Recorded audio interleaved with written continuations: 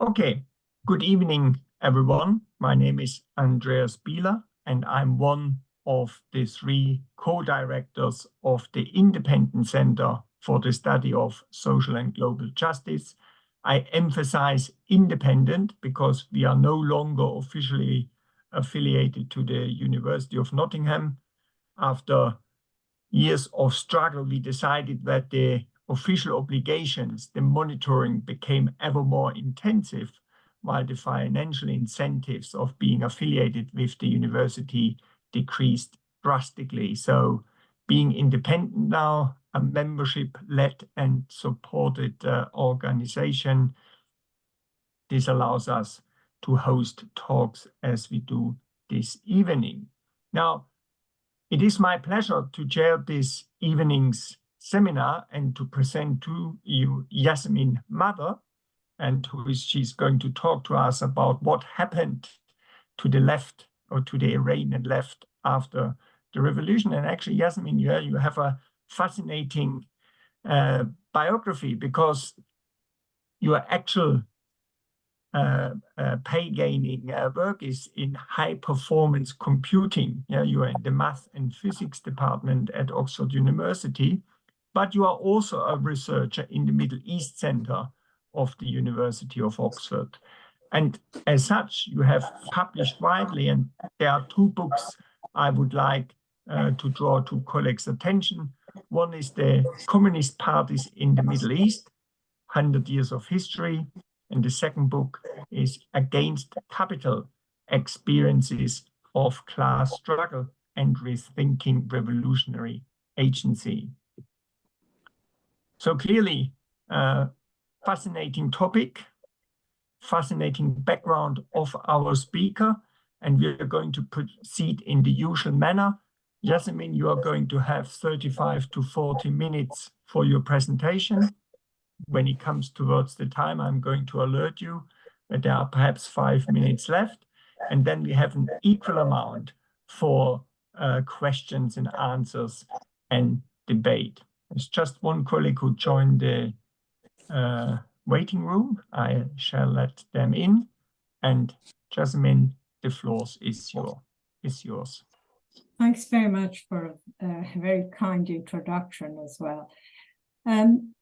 Why is it important in this day and age to talk about this subject?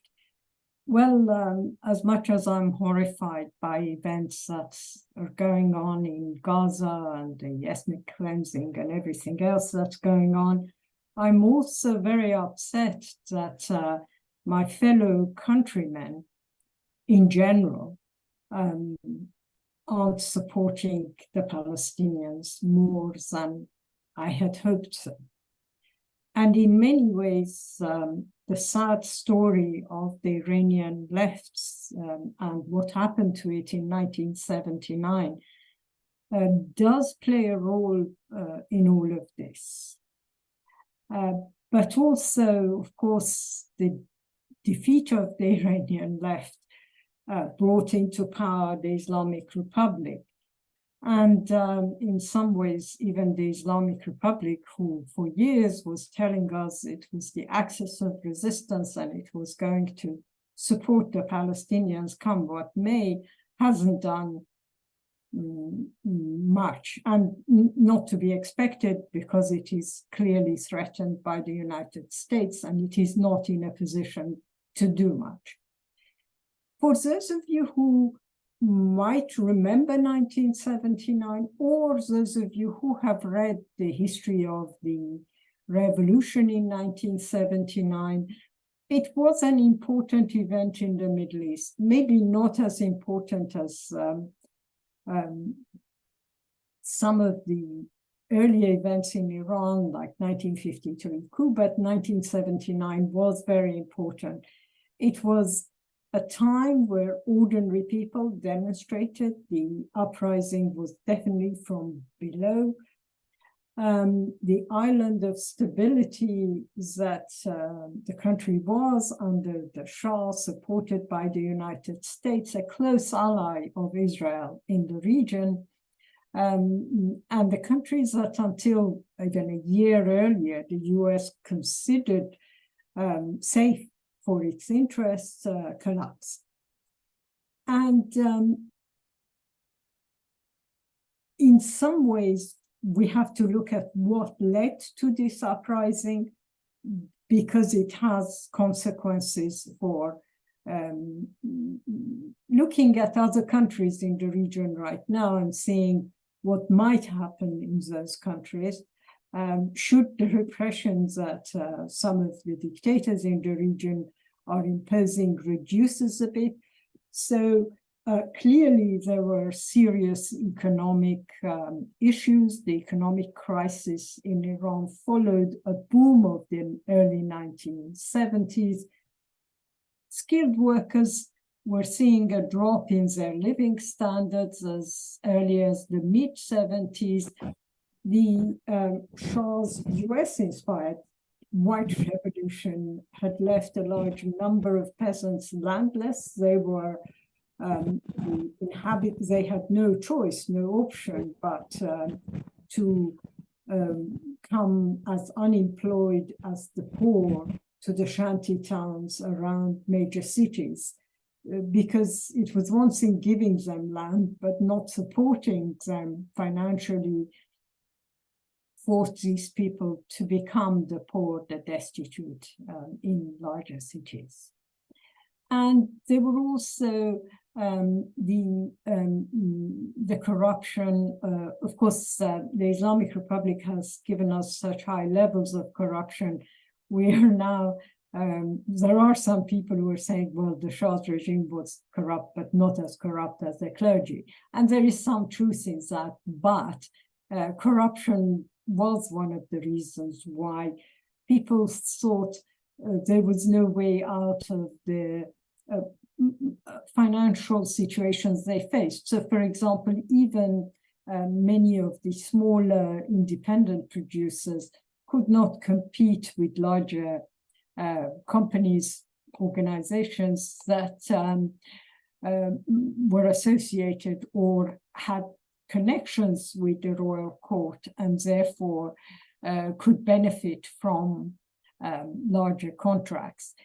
This often led to dissatisfaction, for example, in sections of the bazaar, the traditional capital earning, smaller capital earning groups in the country.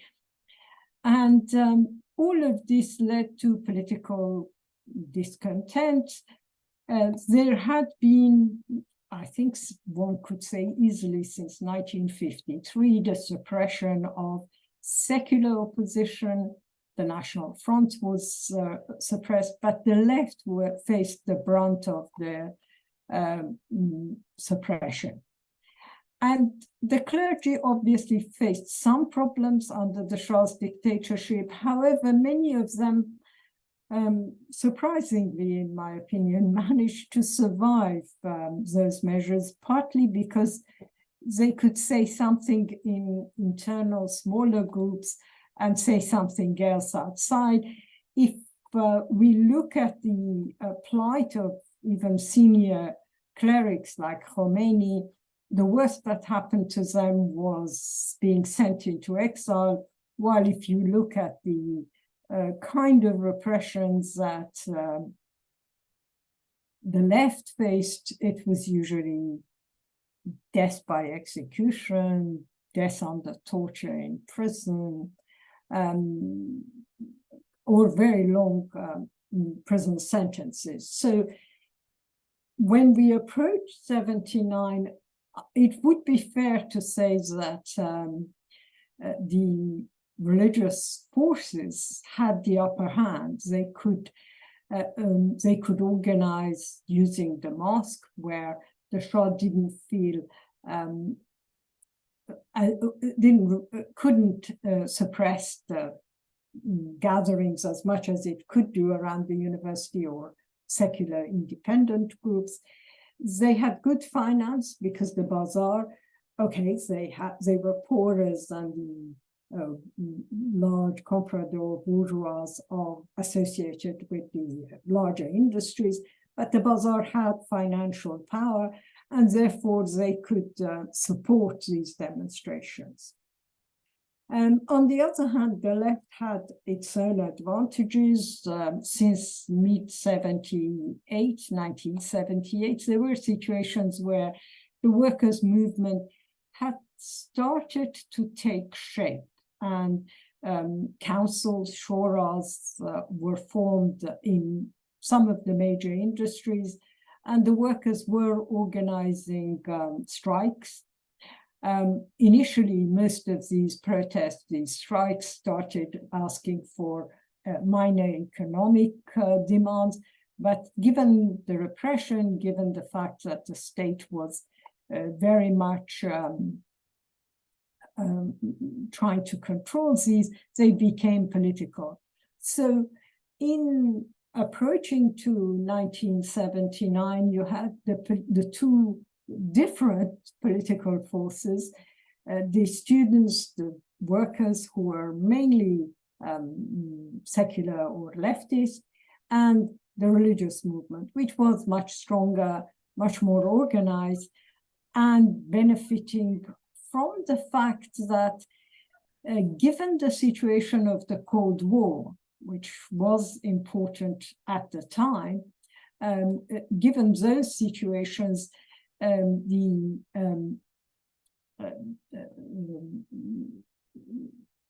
you like, even for the US, the forces that it wanted the Shah to suppress more was the left, as opposed to the religious forces. In many other countries in the region, the US was keen to actually work with religious forces. This was a long time ago, and Cold War and opposition to anything the Soviet Union did, or its allies.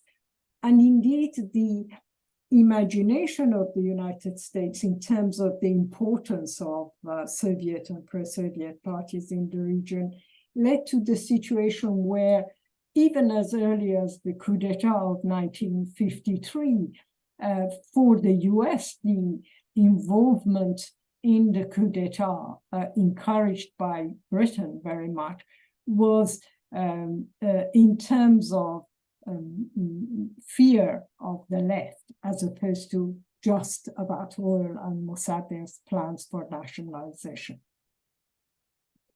In this situation, quite a lot of the activists of the left, who, as I said before, many of whom had died, many of whom were executed, those who had survived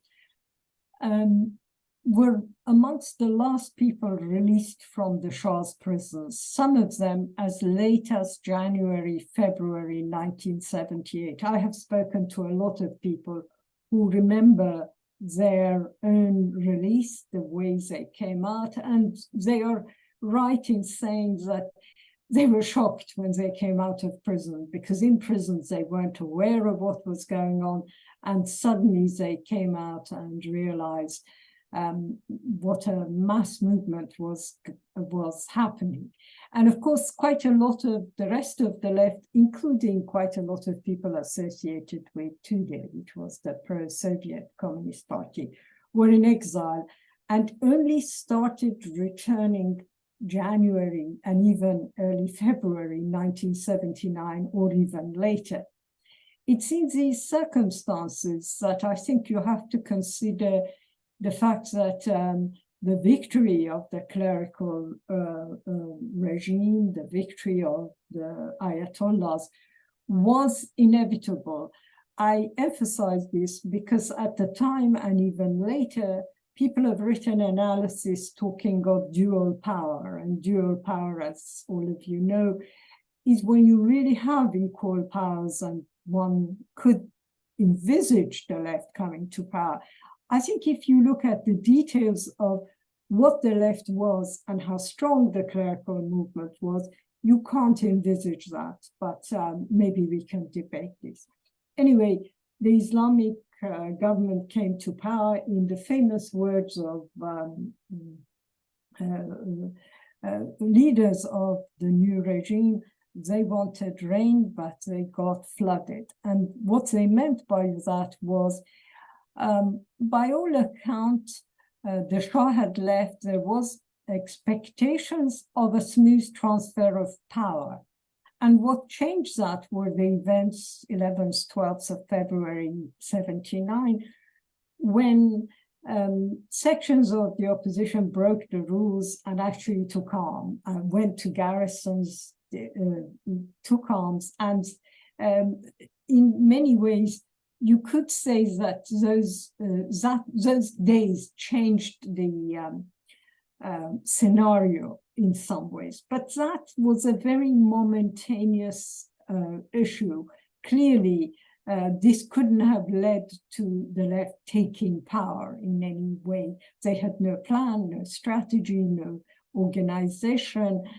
As a result, the clerics came to power. I don't think there is any doubt that they were ready for taking power. And in this initial period, we had what was called a coalition set up by the clerics. This coalition included some of the people from the National Party of Iran, or the National Front, the Jabhe Milli, a section, a more religious part of what was Mossadegh's original coalition, including Bazargan, who became prime minister. Gradually, you will see that the revolution, the clerics got rid of all of these nationalists and so on. There are a number of issues that are debatable. I was far more 100% about them 10, 15, 20 years ago. These days I'm much more, I think it's more difficult to have a 100% view of these. But I think everyone you talk, at least of the kind of left that I was involved with, will tell you that by the 1960s, the Tudeh party had lost credibility. Tudeh was a very powerful organization in Iran in the 40s, in the 50s. But by the 1960s and the late 1960s, partly because of its constant vacillations, depending on what was happening in terms of Moscow's attitude towards the Shah, partly because there were a lot of accusations about Tudeh regarding 1953, and none of these accusations are really proven, but the accusations existed, whether it was the National Front that was putting them forward or other forces, I don't know, but the accusation was that Tudeh could have helped Mossadegh avoid the 1953 coup, as they did in an earlier episode of the same attempt by US and UK, and it didn't. And I don't think there is much truth in that. I doubt that. But the rumors, the accusations itself had created a level of discredit for Tudeh amongst the younger generation. This wasn't true of the older generation, and Tudeh had, and probably still has, a large number of supporters who are not openly saying they support Tudeh, and they did during the Shah's time, but who did, who were sympathizers, who did help the party, who were writers, poets, academics, and were part of the organization. So I'm not saying it was it wasn't an important force of the left. But by the late 60s, small groups, mainly influenced by activism in Europe, by events in Latin America, such as guerrilla movements, had gathered support, especially among students and the younger population. The Fedayeen Khalq was amongst them. There were a number of other smaller organizations, but probably the better known was the Fedayeen Khalq. Pekar was another one, Rah Kargar was another one. These groups, a lot of their members, leaders, cadres were in prison, only released, as I explained, towards the eve of the revolution. I know quite a lot amongst Fedayeen, so I know that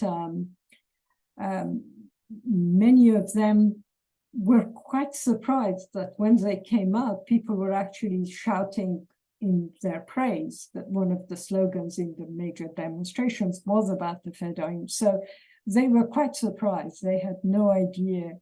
And some maybe knew a bit more, but even for them, the events were a bit of a shock.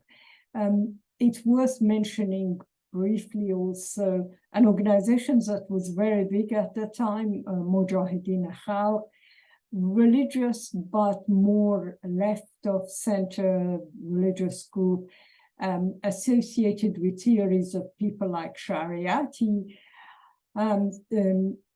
One of the probably not very positive things that happened in this organization was that a number of people within this group in 1974 declared they were Marxist-Leninist. The split within that organization, I think, strengthened the right in the Mujahideen. Again, others might disagree, but the Mujahideen therefore initially supported Khomeini and later became victims of its repression.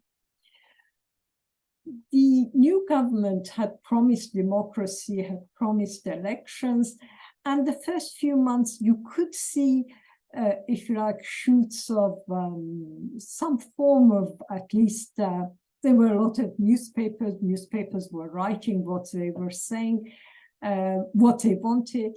The first signs of a repression, important because of the events of last year, was the demonstration of March 1979, where it was the first time people were hearing rumors that women have to wear a headscarf. And women did play an important role in the protests before, in 78, in 79.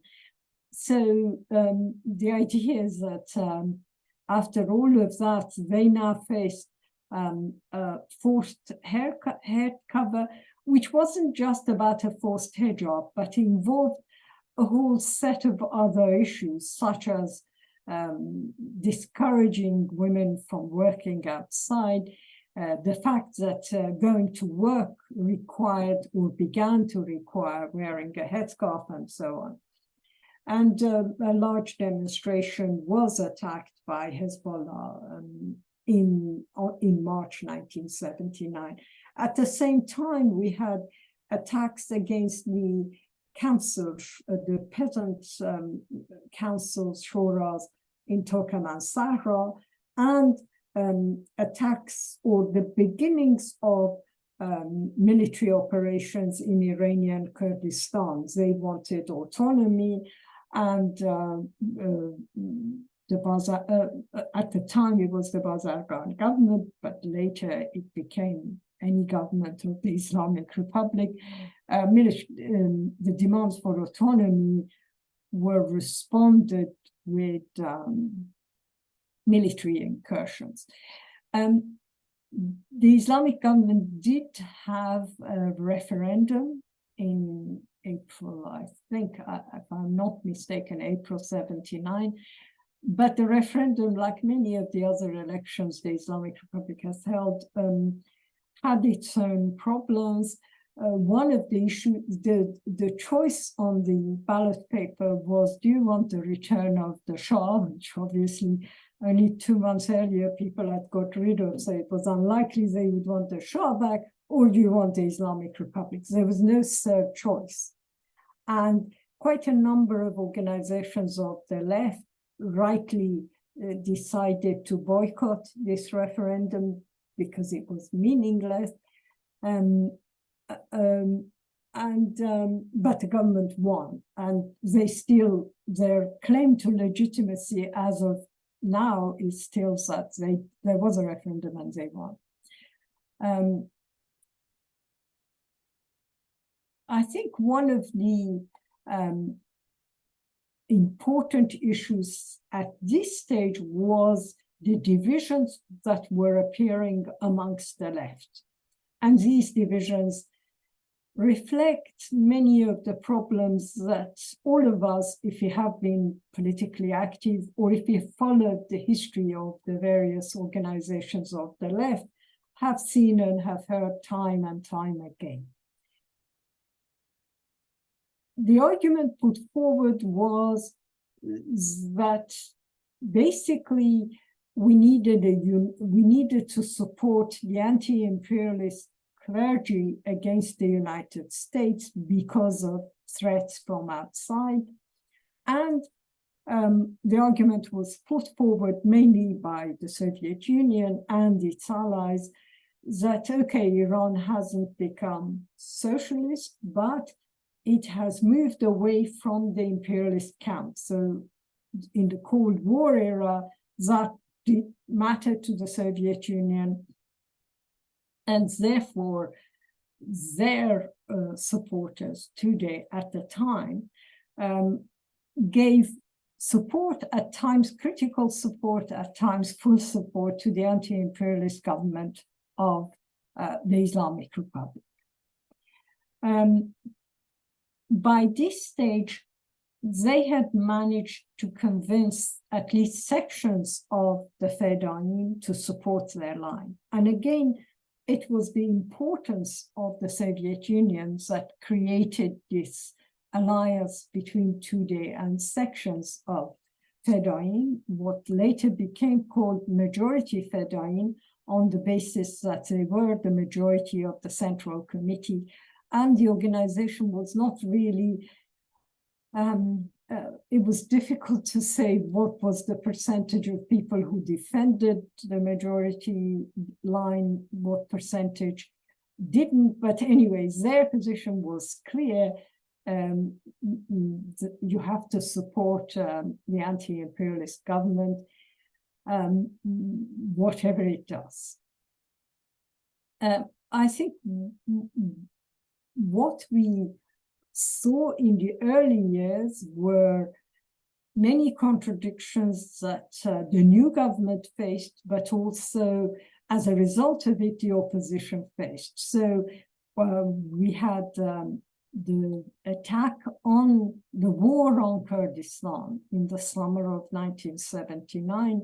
Khomeini declared jihad against the Kurdish people. It was a shocking declaration, but it was followed very soon by, in 1980, by Iraq attacking Iran, the whole takeover of the US embassy, the hostage taking, and so on. And as these events developed, as the revolutionary government, the Islamic revolutionary government was consolidating itself, it had its own victims. Bazargan was dismissed, secular politicians were dismissed. I don't want to go to all the details, but they were dismissed. And very soon, you could see that there was only one party left, the Islamic Republic Party.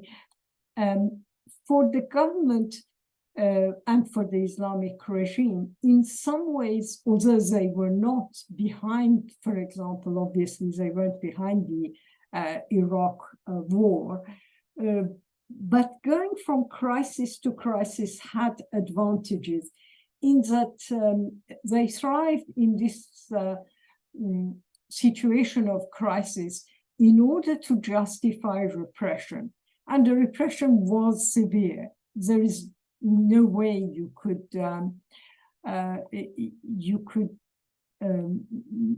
call it anything but, at times, massacre of sections of the left. The war with Iraq gave the excuse that those who didn't support the government, including sections of the left, who said this was a reactionary war, Khomeini was reactionary, Iraq was reactionary, were called spies of CIA. And again, that's a pattern that follows many revolutionary situations. We can't, it's not unexpected, but it had its consequences. So by autumn of 1980, you had organizations that were being suppressed by the government, organizations of the left, because they were opposed to the regime, because they were organizing strikes, because they were involved in Kurdistan, because they were calling for demonstrations if they could in parts of Iran. But there were also organizations of, broadly speaking, the left who supported the government. The Mujahideen supported the government until 81, for those of you who followed what they did, and then they organized the demonstrations that failed and they were forced into exile. Tudeh Party and Majority Fedayeen and sections of what is still, as far as I know, the Force International. So it wasn't a simple division of Stalinists versus Trotskyists. Sections of the Force International continued supporting the Islamic Republic well into 1983. The first, the Force International was small, so we're not talking of large numbers. In terms of Tudeh, if I remember correctly, and again, others can correct my mistake, but a spy changed sides from the KGB to the CIA and gave names of and positions and details of Tudeh Party to the CIA. The CIA shared those with the Islamic Republic, and the Islamic Republic waged a major arrest of large numbers of Tudeh Party people and Majority Fedayeen. Most of these people were then forced into exile or arrested, quite a large number. But I think 1981 marks the first of what I would call a bloodbath of the left. And I think those who had supported the Islamic Republic as anti-imperialist regretted such positions by the mid-1980s, definitely by late 1980s, when it became clear that Iran had been involved, while they thought it was anti-imperialist government, was involved in Irangate, which is quite complicated. I don't want to go too far in it, but suffice to say that Ronald Reagan had sent a delegation to Iran. They had arranged transfer of arms to Iran. Iran would pay the contras in Nicaragua. Swiss banks were involved, and Israel was somehow involved. For those of us who read the history of that period, in some ways, that is probably at the time when you think, well, there is nothing left of anti-imperialist ideals within the Iranian clergy. So what were the problems that led to this situation? I think for those who supported the government, it was the mistaken view of seeing anti-US rhetoric to be the same as anti-imperialism, to fall into the trap that at the end of the day, it was the camp, the imperialist camp, socialist camps that decided where countries were situated, and therefore that played a role in all of this. For sections of the left, I think that for those who didn't support the Islamic Republic, it was the fact that they had remained both before 79, but even after 79, separated from ordinary people. The guerrilla movement created isolation from the class, even from the working class, and that remained a major weakness of those sections of the Iranian left. There was no, I don't think anyone would say that any of the non-supporters of the Islamic Republic had clear agenda or policies. What you could call them would be coalitions or alliances of small groups who opposed the Islamic regime. And in some ways, this division of whether you support the Islamic Republic or you don't, as I try to emphasize, was not limited to the allies of the Soviet Union. Those tendencies within the Trotskyist movement, who believed that the Soviet Union was a deformed worker state, did tend to support the Islamic regime, but maybe that's too much of a generalization, and one has to be careful of making too much of that.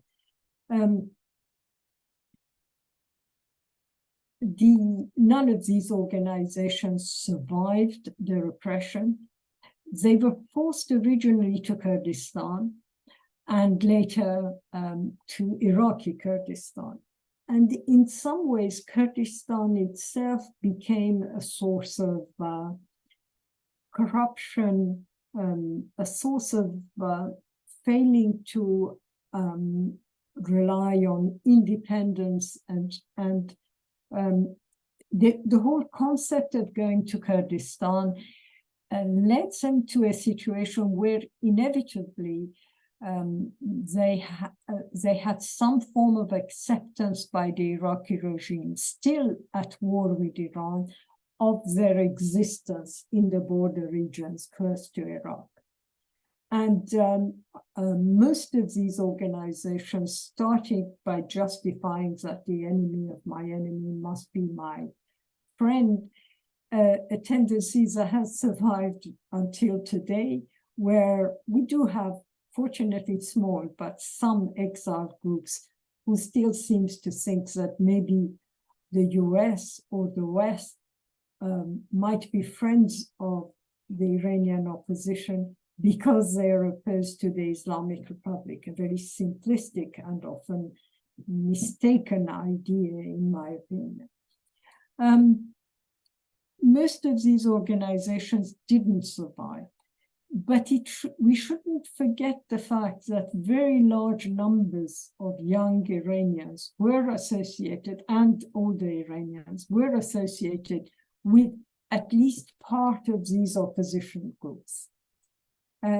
We can't just blame the repression, the fact that there were two major periods of executions as, if you like, periods of terror to frighten the left, 81 being one, 87 being another one.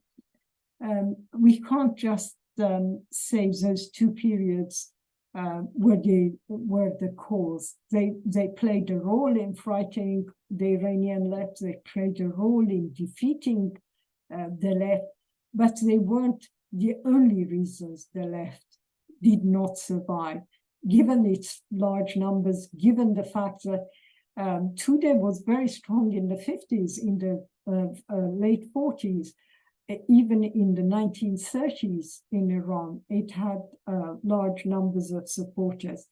Its policies of probably following the Soviet policy, but also its attitude towards the Islamic Republic, I don't think helped them maintain their support, but the other organizations were also at fault for various reasons. So if you look at what is left— 5 more minutes. Yeah, sure. 5 minutes. So if we look at what is left of the Iranian left, we don't see large organizations. inside the country, some have survived, some have reorganized themselves. The surprising thing about Iran right now is that although the government is very repressive, although if you don't wear the right clothes or adhere to Islamic practice in public, the state can be very repressive in some areas, not in wealthy, more affluent parts of the capital or larger cities. But the state is not repressing publications. So if you look at the publication of books, left-wing books are translated, distributed, sold openly in bookshops. The state is very careful that if you are reading those books and you're organizing, then you face severe repression. But if you are part of academic circles or even literary political circles that only read books and don't, if you like, express your opinions in terms of organizing opposition, you might be tolerated. It is important to note that because it is true that repression is very severe in Iran, and many people will tell you that some of the former political prisoners will tell you the kind of torture they hear now in Iran is far worse than what they faced under the Shah, and I'm sure a lot of this is true. Having said that, you have to remember that under the Shah, you could be arrested for reading a Marxist book. Under the Islamic Republic, Marxist books do get translated. The difference is that, or the similarity is that under both regimes, if you organize and read, you're reading those books to actually be politically active, the repression you face is unprecedented. What I described challenges a number of, if you like, general concepts in terms of the latter part of the 20th century and the early part of 21st century. And I hope in the discussion, you will help me formulate my views a bit better. Should one accept united fronts with non-working class forces? How far one should go in accepting such united fronts? Can it be a strategy or should it always be a tactic? Can one support tactically or with reservations a dictatorial repressive regime? What should the left do if it wants to come out of the current desperate situations in the Middle East with a better understanding of all sections of the population, not just those who agree with one's politics? I think all of these are challenges that are as much alive today as they were in 1979. Thank you very much. Excellent. Thank you very much, Yassamine, for the tour de force through Iranian history and the various struggles and trials of the Iranian left. Perfect timing. We still have about almost 40 minutes time for questions, answers, and discussions. So if you, well, in order to give the whole seminar a bit of a more seminar kind of appearance, if you feel like, please switch on your camera. It's not a must, but it would be appreciated. And who is going to start us off with the first question? If you could signal electronically, then I can take you in the order of the questions. Who is going to have the first question, colleagues?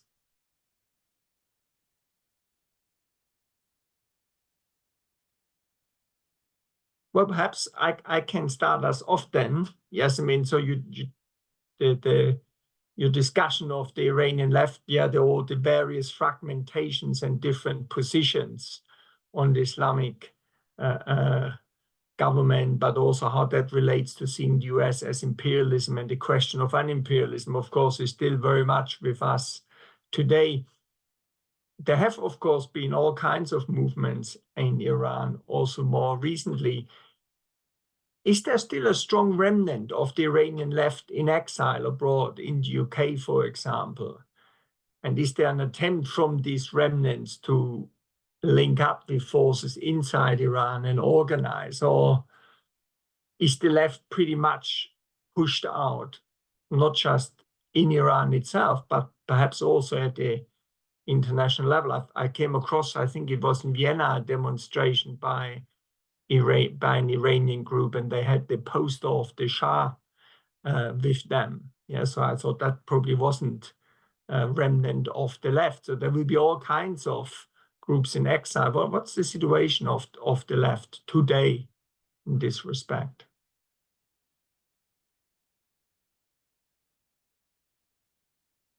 You want me to answer one by one, yeah? After each question, yeah. Okay. Okay, so the Iranian left was forced into exile. Quite a lot have remained on the left, whatever one criticizes them for. There are issues with exile, and that is very true of any exile politics. Quite a lot of Iranians were forced into exile into Scandinavian countries. Scandinavia was one of the first set of countries that gave exile. Language was very difficult, and quite a lot of, especially men, refused to learn the language. So they have become very inward looking. And whenever I speak to Iranians, I tell them there is no point organizing demonstrations against executions in Iran if you stick to Iranian community. The Iranian community already knows about that. You have to get involved with other groups, and they don't and they can't. And part of it is that they have set ideas that the left in Europe or in US is just pro-Islamic, which isn't true. And this is just an excuse for them not to get involved. But the left has survived. These groups are in exile. The internet provides the ability to communicate and have meetings.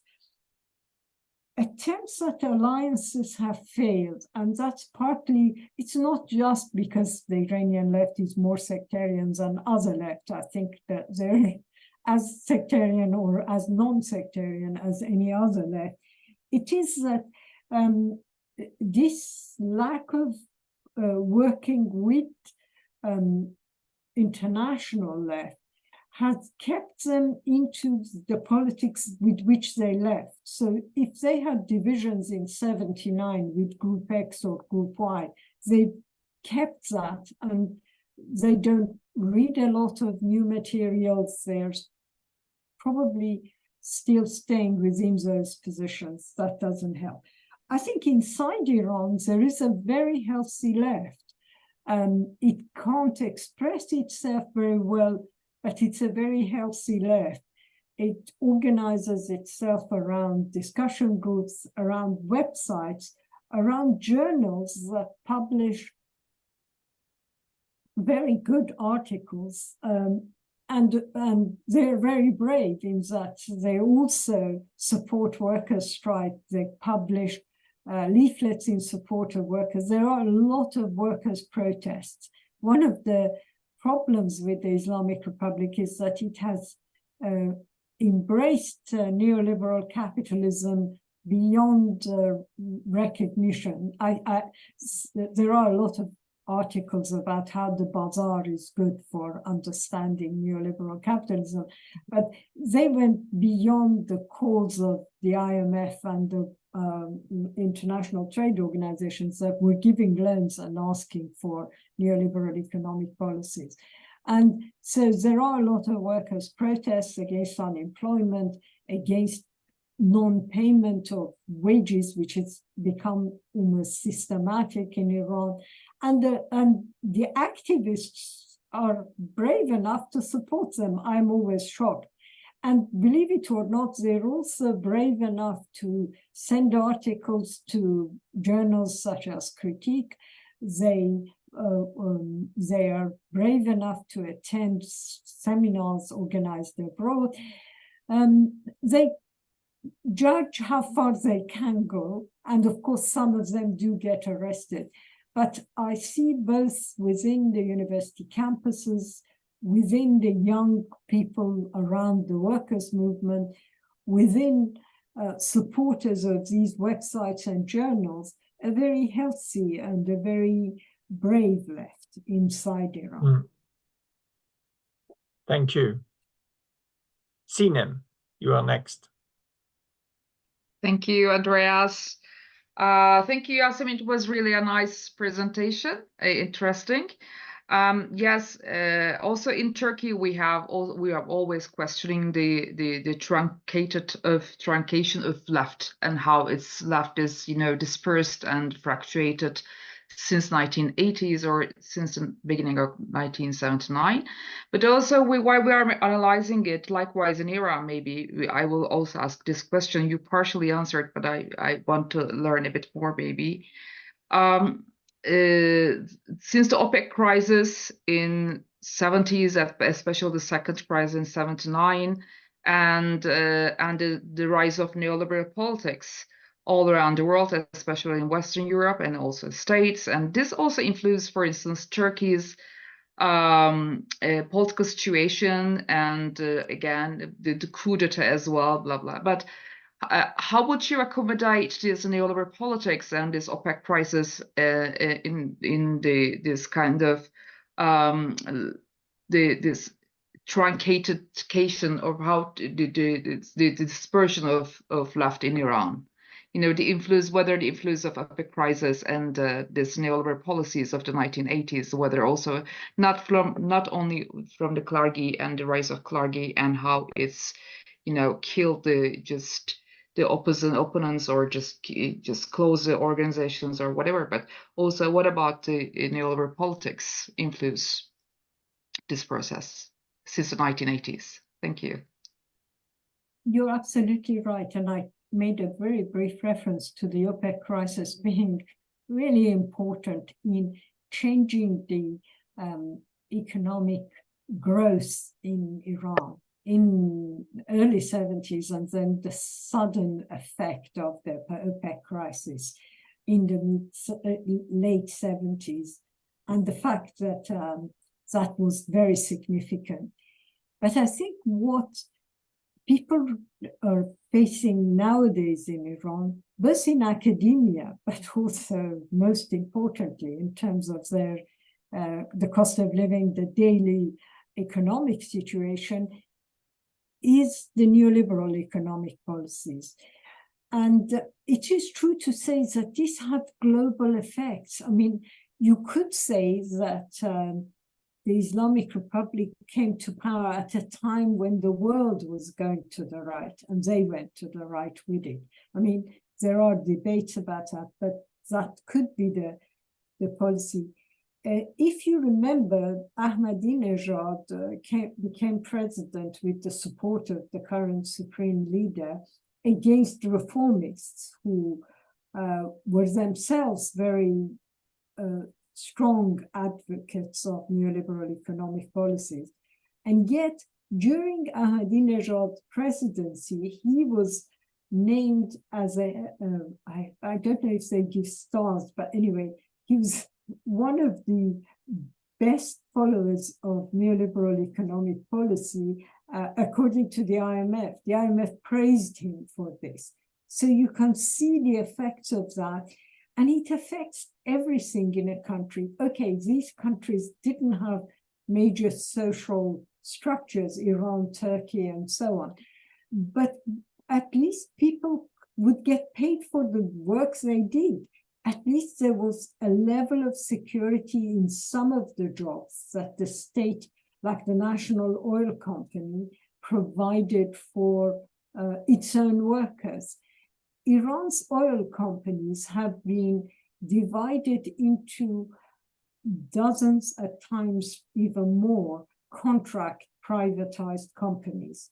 So the idea, one of the important events of 79 was the oil strike that played an important role in weakening the Shah's regime. And every now and then people say, oh, will there be an oil strike in Iran? You can't envisage that now. Why? Because there is no national oil company. There are hundreds of, dozens of small companies, and then they employ hundreds of smaller service sector companies.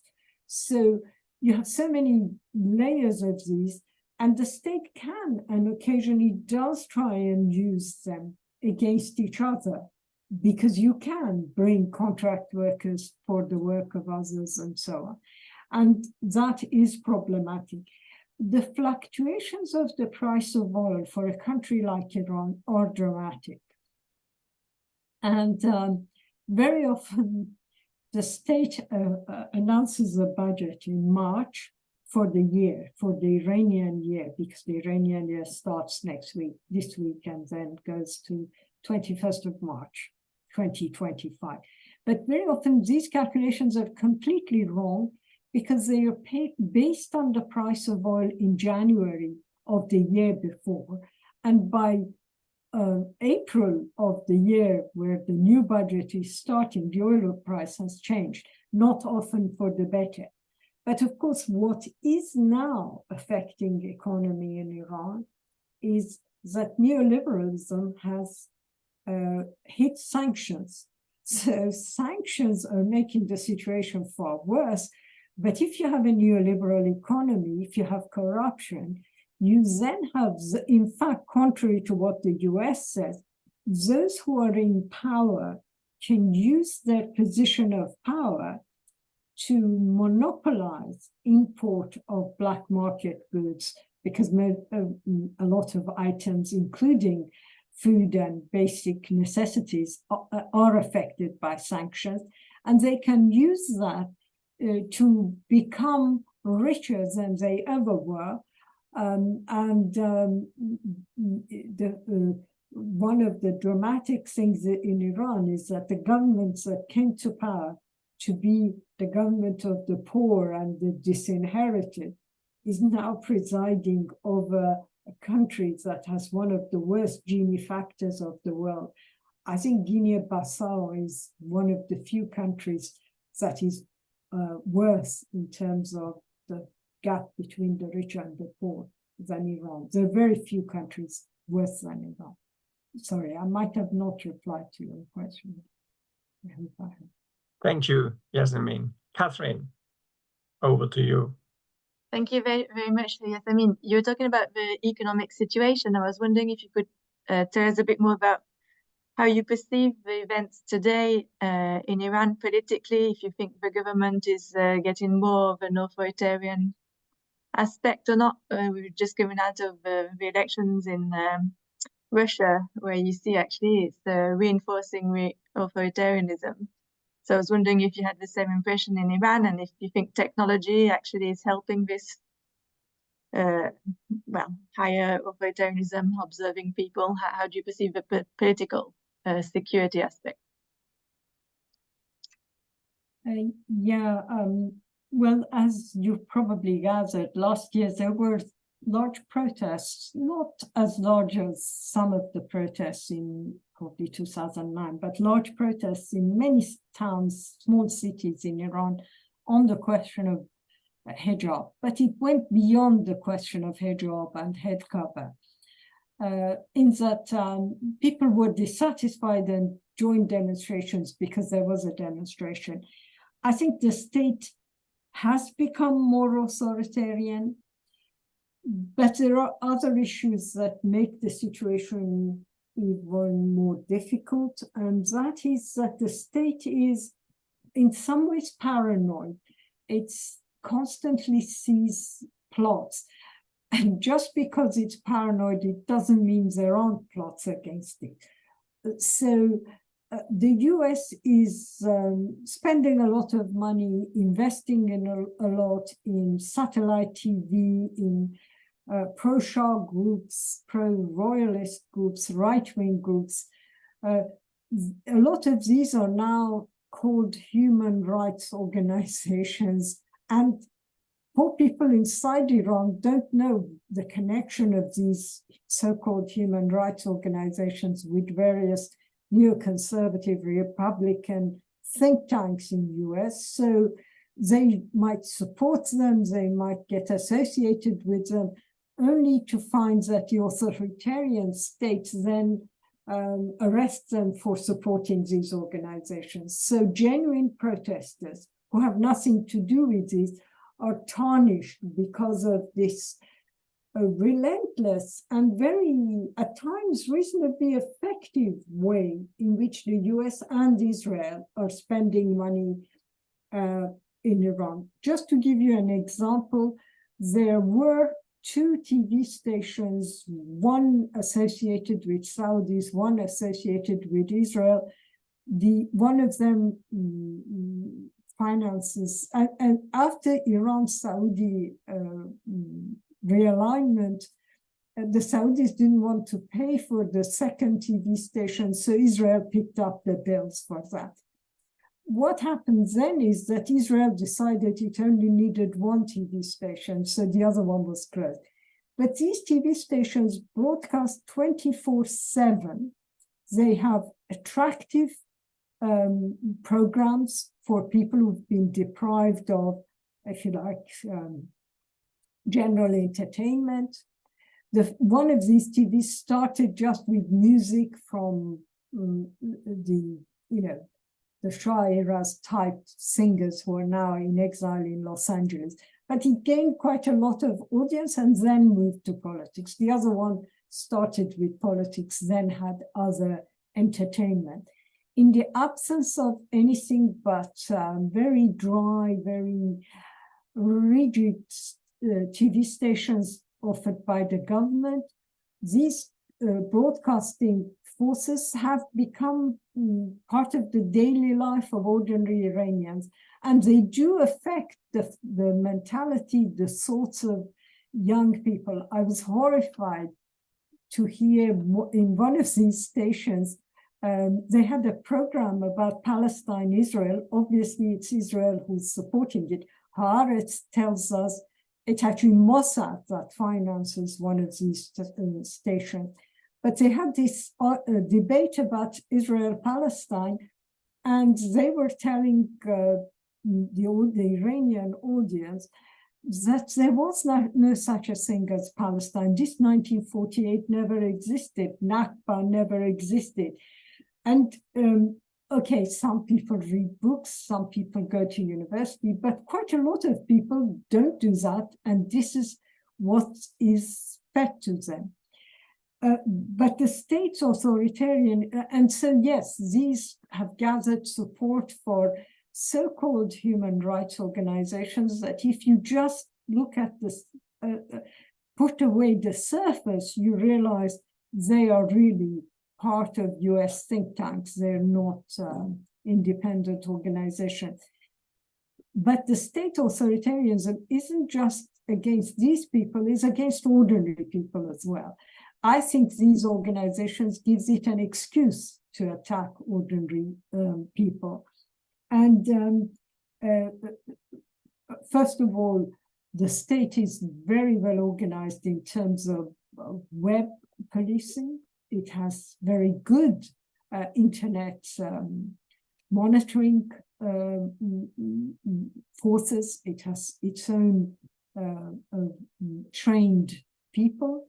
The country is full of CCTV. One of the threats that women are facing, and they're openly being told, is that there are CCTVs everywhere. So if there's face recognition. So if you're in the street, as many women have done so in the last 18 months, if you're in the street without a hijab, you might get arrested. It hasn't actually has the effect that the state wanted. My understanding is that still in most parts of urban areas, at least 10-20% of women don't wear a headscarf.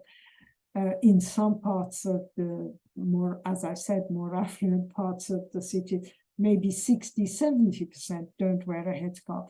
But using CCTV and face recognition to force headscarves on people is quite a phenomena.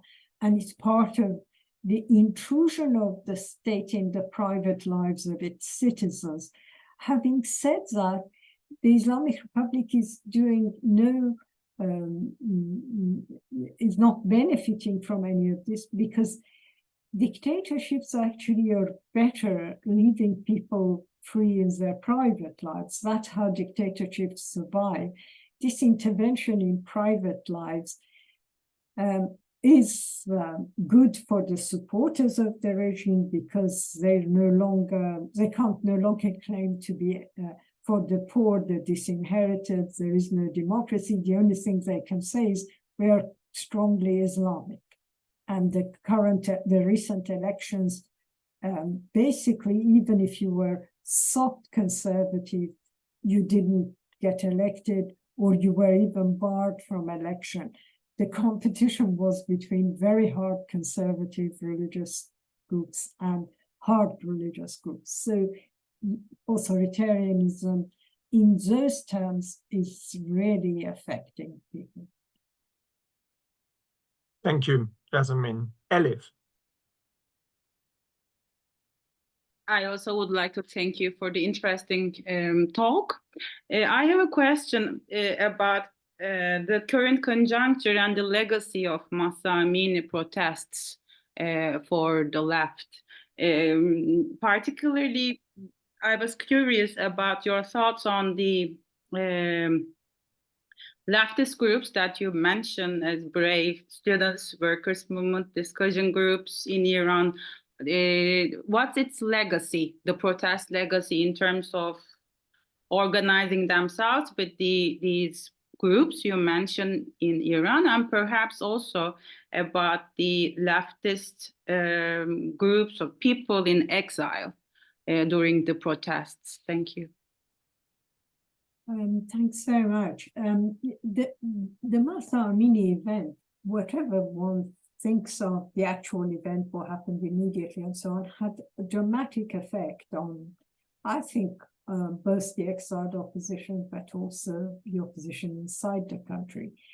The problem was and remains that people didn't think they could go, and they didn't go beyond just repeating the same slogan. So if you like, maybe fearful of its own history, because of its own history, maybe fearful of losing support, I think you could say, and maybe I'm wrong, and some people would say I'm being unjust, but the left tailed the protests as opposed to learn from them and move it forward. Why do I say that?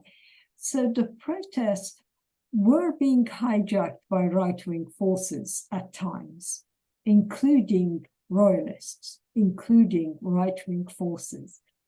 And maybe in order not to rock the boat, the left just went along with that. For example, on the issue of women's liberation, this was important. It came into the forefront. It wasn't just about the headscarf. It was the role of women, and women played a very important role in these protests. They were in front of the demonstrations. They were ahead of everyone else. And yet, the left should have gone further in terms of radical feminism, in terms of exposing what I would call colonialist feminism, imperialist feminism.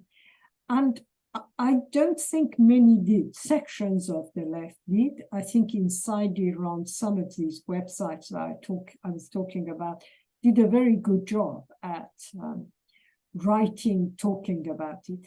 But as organizers, as people who joined the protest, that was the limitation. The other aspects that one should have done more, and it did happen, I'm not saying it didn't happen, but should have been more effective, was uniting the protests of the workers who were and are constantly protesting against privatization, against contract employment, against non-payment of wages. What should have involved those in the Mahsa Amini protests, and except some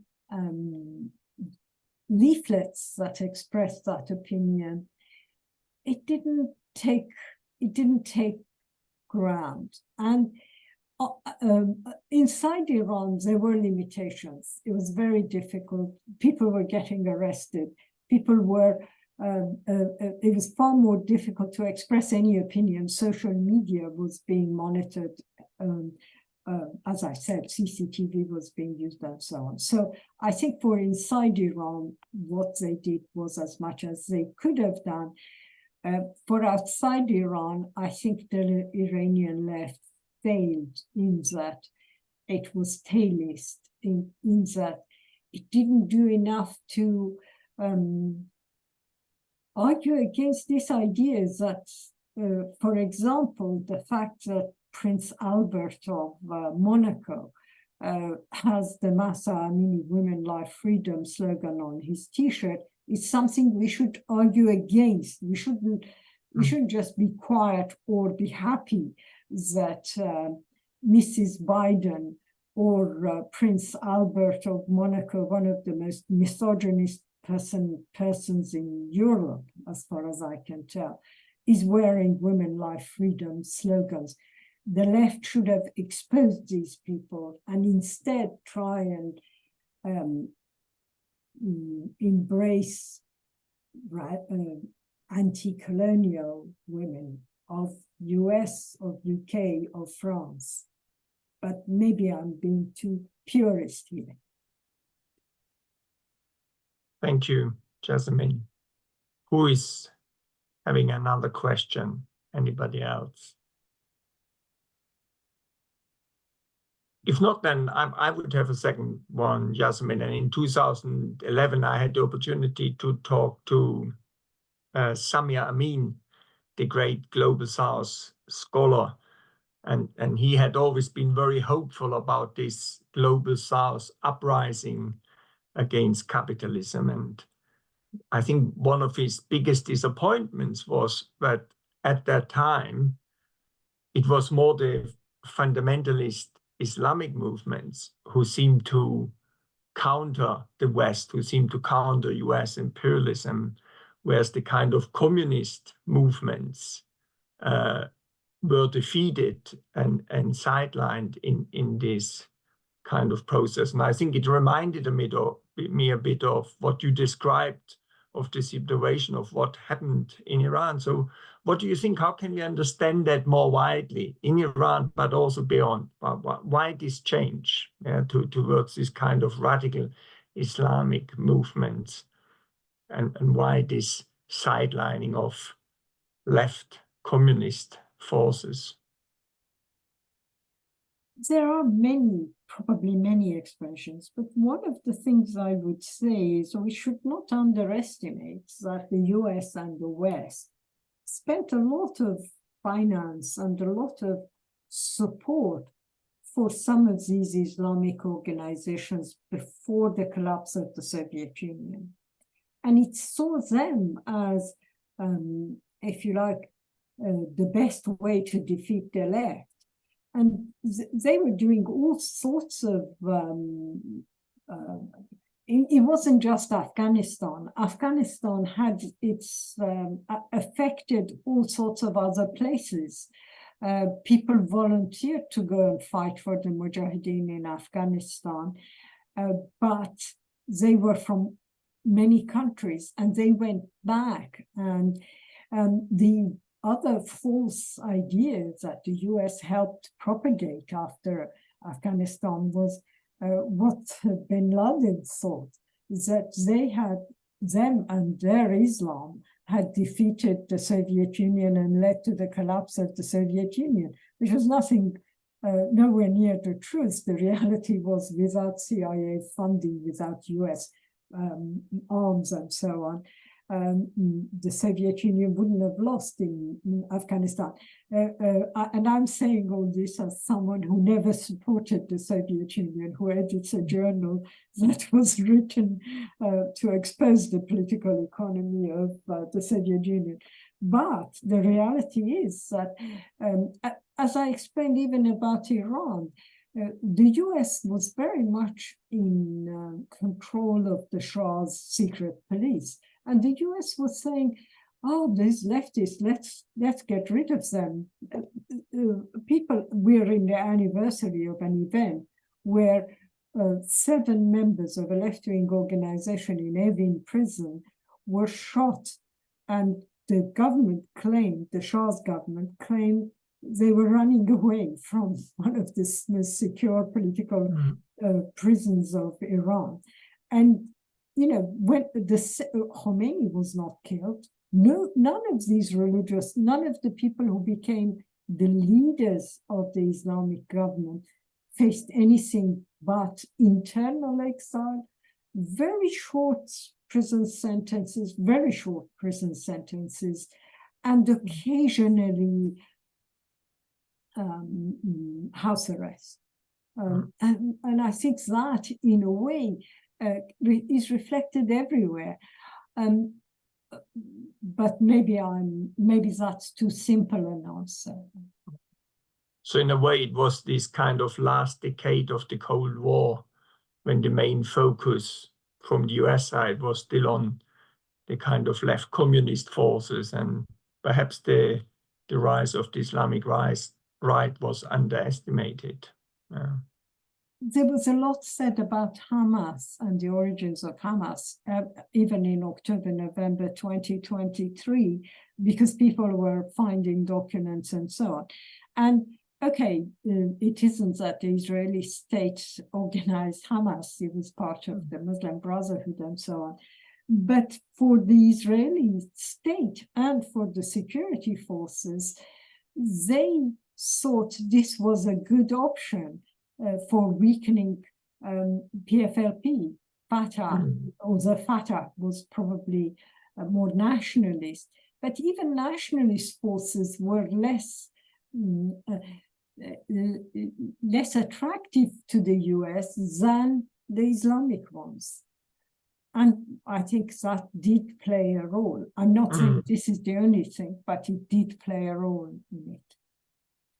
There is also the uneven development of capitalism, and I don't think we should underestimate that. So this uneven development of capitalism made the urban areas in Global South, in Islamic countries, more keen on development, on industrialization, and so on. The countryside was left behind. Then they had these artificial land reforms, as I said, left people completely landless. But we are talking of sections of our populations that are poor, uneducated, and jobless. And they are good recruiting grounds for Islamic forces. Interesting. Thank you. So we're coming up to 7:25 here in the UK. There's still space and time for another question. I've just seen something in the chat from Diane Feely. Let me open the chat. If I can just, Diane, if you don't mind me to read it out, or if you want to raise it yourself, you're welcome to do, of course. So, okay, thank you. I will read it out. And if we look at the resistance in the Global South, pan-Arab resistance and secular nationalism, haven't both of them run out of steam? Meanwhile, Israel and US attack with incredible force. Yasmin, any reflections on that statement? I would still say that the US deliberately encouraged non-secular forces, but the secular forces also made many mistakes. So if you look at the various attempts at Arab alliance, for example, the Iraq-Syria alliance, we had attempts at uniting pan-Arab governments, and they would have been good because they would have given more power to these countries. Maybe they would have been in a better position to confront Israel and so on. But often these did not last, partly because historic differences between the various partners didn't allow them to go further than very initial steps. But also, here I think for the left, the mistake has always been this strategic alliance with nationalists. And I can see the attractions of it, but there are pitfalls. So you can have tactical alliances with nationalists against US, but at the end of the day, nationalists can change their position very quickly if they are compensated by imperialist powers. So the idea is that, for example, in Syria or in Iraq, the state would the Ba'athist state would remain interested in the local in defending the interests of the local population was damaged by the way Ba'athist dictators behaved, and that pan-Arabism lost its gloss, the way Saddam Hussein actually allied itself with the West during the Iran-Iraq War, or the way Hafez Assad was playing both the East and the West. So I think that type of Arab secularism had its revolutionary or better time in the 1950s. But even if you look at Nasser, who was probably, who is, now we look with nostalgia at the Nasser era, but Nasser didn't want to, was never keen on allying itself with any of the demands of the working class.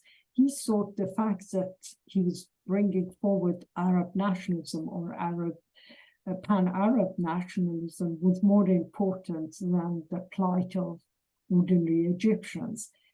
And the tendency towards dictatorship in most of these nationalist forces, I don't think helped. They never relied on their own people, is what I would say about it. Thank you. Well, it was an engaging, very interesting seminar. Many thanks, Yassamine. If we take a moment and thank you in the usual manner. Fascinating talk, very nice, very interesting discussions. Before we close, can I draw your attention all to the chat? I've put the CSSGJ program into the chat, so there are a number of interesting forthcoming seminars, and it would be great to see one or the other of you at these other events. But for now, many thanks to you, Yassamine. Many thanks to everyone for coming, for participating and raising your questions. See you in the future. Thank you. Goodbye. Thanks very much. Thank you very much for inviting me.